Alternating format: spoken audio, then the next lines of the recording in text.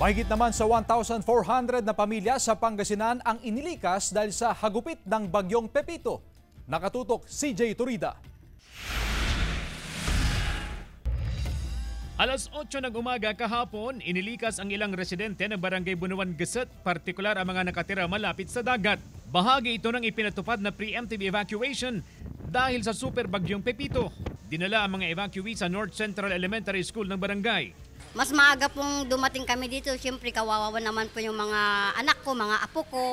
Hindi na po namin hihintayin na ganun sa nangyari sa nung sumunod na bagyo.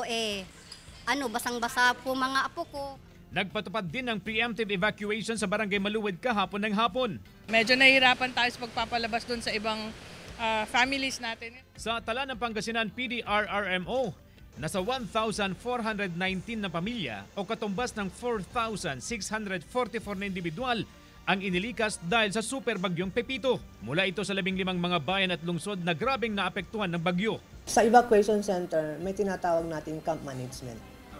May mga sinusunod silang mga SOP na kailangan yung kanilang mga evacuee ay nasa magandang kondisyon. Ang ilang evacuee sa Lingayen, dinala sa Narciso Ramos Sports and Civic Center Gym.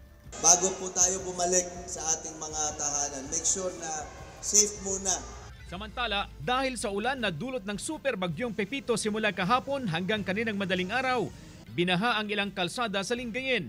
Hindi rin nakaligtas sa baha ang Capitol Complex na minsan na ring binaha noong naranasan ang daluyong noong kasagsagan ng bagyong Christine. Kasama si Henry Duminsil, CJ Torida, One North, Central Luzon.